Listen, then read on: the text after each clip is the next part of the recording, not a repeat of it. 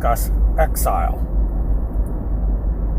It would appear that the conspiracy theorists and fake government agency people have gone into a sort of self-imposed exile.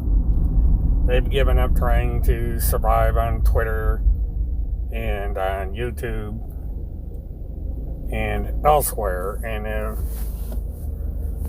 migrated over to the racist and bigoted ultra-right websites that are operated overseas. They have relegated themselves to an obscure corner of the internet where they basically talk to themselves. They no longer try and convince those who are not of their philosophy that they are right. They simply preach to the choir. They talk to themselves. And thus they have kind of gone into their own little basement. Among these is the so-called press secretary of the Pentagon Pedophile Task Force, who has not been heard from at all, and even on some of these alt-right websites.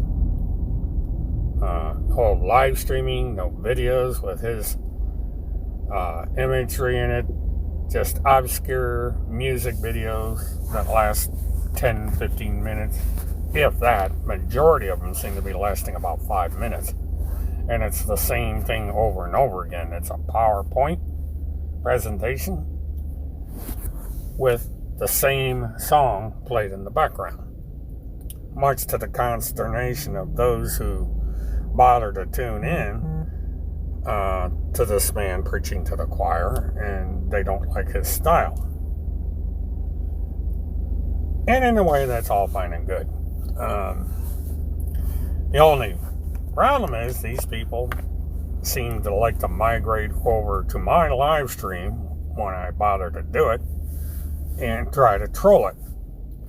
Now, I have had moderators that have been kind enough to come in when necessary and drive these people out so that we're able to have a friendly conversation between each other.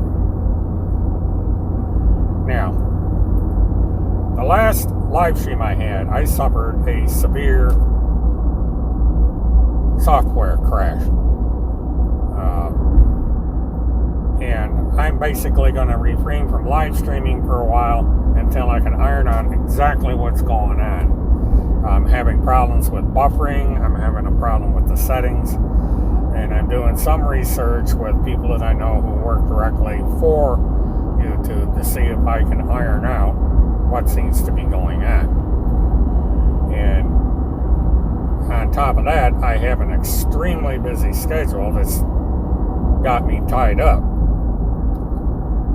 7 days a week for at least the next 2 or 3 months, and possibly longer. I just don't know when things are going to settle down. I seem to have more to do now that I'm retired than I did when I was a truck driver and a car dealer and other occupations. I'm just simply got myself busy in retirement. Kind of strange how that works, but you know, keeps me busy and all that good stuff. Because of that, I'm going to be limited as to what I do with what I consider a recreational internet site. Because it's not a productive site. I certainly don't generate income with it. That was not the reason it was created. I wouldn't mind figuring out a way to at least cover my expenses, because a lot of money goes into this. But, you know, I make do. As for my other channel, I will be working on that as well. Again, when I can ever find the time. Every time I go to work on the other channel, I find myself in the same situation as with this one. I simply don't have enough time. But it is there, ready to go, once I decide to get the other projects going and to start the channel up. In the meantime, we continue with this one. Now, something interesting has come up in the case of the Neely Blanchard murder case, or the E-Clause murder, as I call it. Right after a order for Neely Petrie Blanchard to submit to a DNA test, a bunch of discovery came out that is sealed. And it's rather interesting as to what the nature of this sealed discovery might be. Because in the sealed discovery is also DNA mandates. Now, speculation based on what I'm able to learn is that multiple DNA samples have been garnered from the firearm used in the murder of Chris Allen. And one of the reasons for the DNA test is to establish if one of those samples is hers. And what they're finding is there are multiple samples, more than one individual. And what apparently is being done is that comparative DNA samples are being made against what was found on the firearm and other people who may have come in contact with that firearm. And the reason they're able to do this is because other people have criminal backgrounds, and in those cases their DNA samples are available and usable, since they are either convicted felons or they are standing trial for certain cases. Now, if there is DNA samples found on the weapon that may belong to people other than those that have felony convictions, there may be subpoenas that are going to have to go out for those individuals to submit to DNA tests. That's if they can find these people. One person they are highly interested in getting a DNA sample on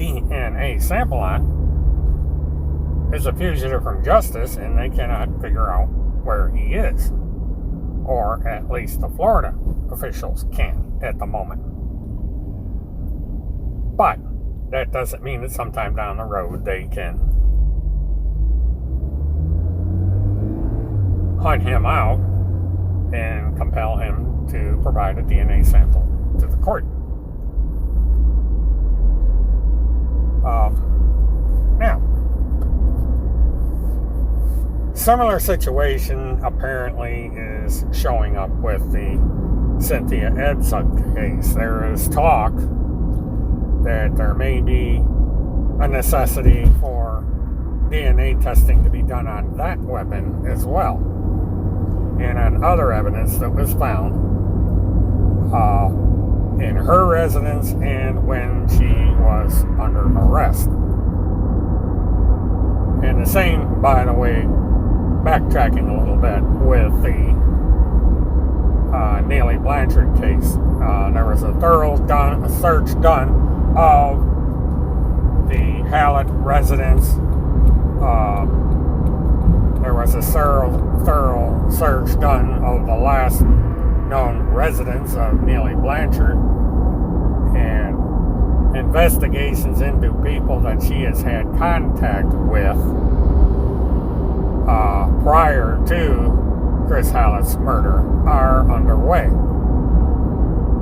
And these investigations are going on in the states of Minnesota, Wisconsin, Alabama, Georgia, I believe Virginia, and Montana.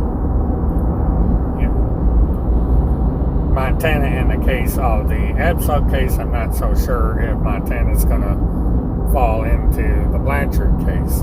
It's something to wait to be seen. But information that has been coming my way seems to indicate that there is an ongoing investigation by federal authorities that has to do with 4 individual cases, the primary case of which is the E-Clause murder. And the other 3 are associated in some manner that's not yet been disclosed.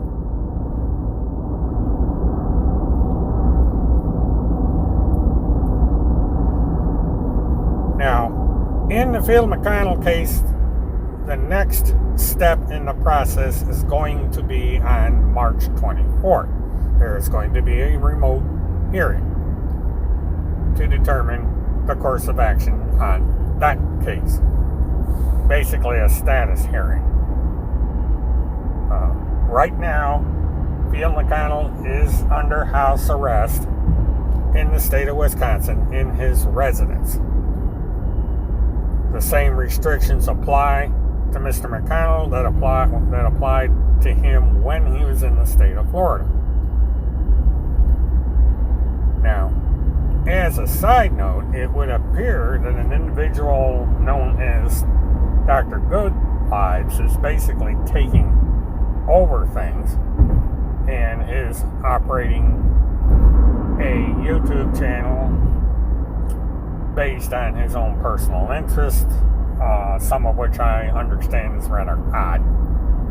But since Dr. Good Vibes, for the time being, has not gone too far off the edge and engaged in criminal behavior, he's someone I'm really not interested in.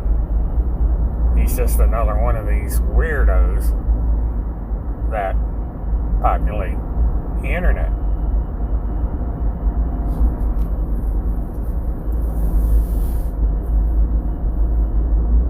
So that's really about it today. I've got a rather unusual schedule today, tomorrow, and Thursday. I should be able to do these daily mobile thoughts, because even though later today and tomorrow I'm basically going to be in one place, I should be able to do mobile thons when I'm traveling around, because there's a certain amount of travel that I'm going to be doing at the location I'm going to be at. And we'll see how that part works out. So you probably won't see any difference in my mobile streams, as far as the background noise, because I can't seem to get rid of the background noise. I've tried all kinds of different ways, and it just seems to seep through, but it's trying to work through it. Sorry about the rambling, but but I'm about where I need to be, so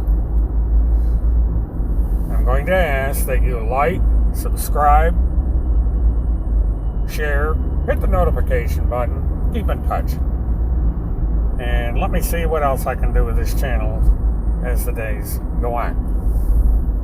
Hope you all have a nice day. Those of you in the warm climates, enjoy it, because you don't know how good you have it. Because there are places in this country that are real freaking cold, even in mid-March. So with that, this is William K. Murtaugh, Merc Witness 1. Have a good one.